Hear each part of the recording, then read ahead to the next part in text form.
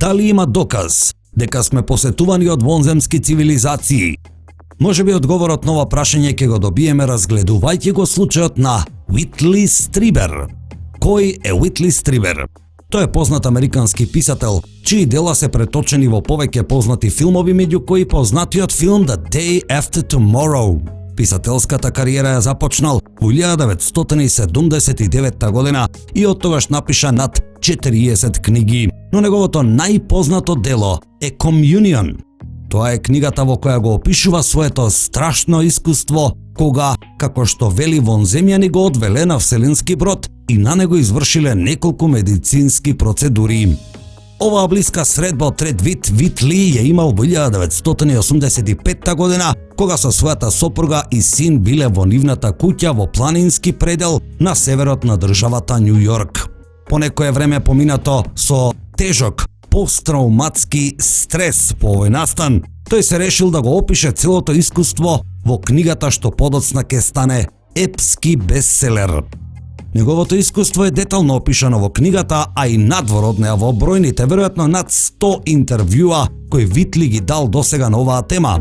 Доколку сакате да дознаете повеќе за тоа, имате изобилство на негови интервјуа на YouTube, а на неговиот канал на YouTube тој има и неделна емисија во која што зборува за феноменот НЛО. Многу поинтересно е она што се случи во периодот по објавувањето на оваа книга.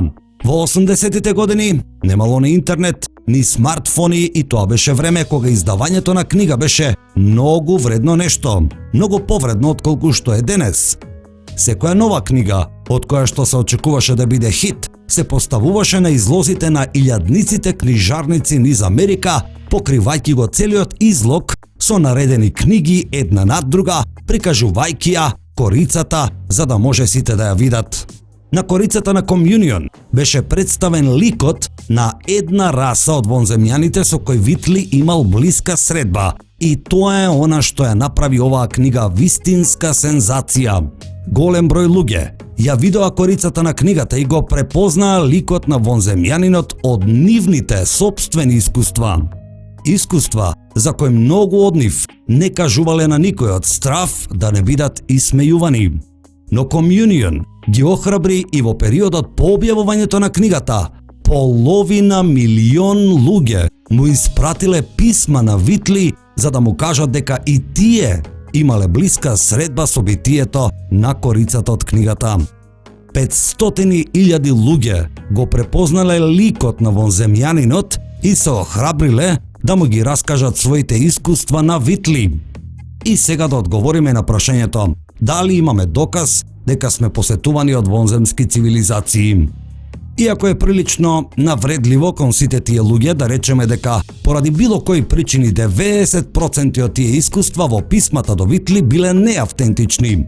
Да речеме дека хипотетички тоа биле едноставно измислици или халуцинации или било што би ги окарактеризирало како неавтентични искуства. Тогаш остануваат 50.000 автентични. 50.000 луѓе кои имале блиски средби со тоа битие на корицата од Communion. И да се 99% неавтентични, 5.000 автентични, дали тоа е доволен доказ? Но да се запрашаме и во обратна насока. Ако половина милион луѓе му пишале писма, тогаш колку има што не биле спремни да зборуваат за своите искуства или се плашеле да не бидат исмејувани или стигматизирани? Дали се уште половина милион? Дали се уште милион? Или уште повеќе од тоа? Дали ова е доволен доказ дека сме посетувани од вонземски цивилизации? Одлучете сами. Сопругата на Витли, Ен, ги сочувала сите писма што тој ги добил и сега тие имаат дом во библиотеките на Универзитетот Райс во Хјустон во Тексас. Во 1998 година дел од овие писма се објавени во книгата The Communion Letters.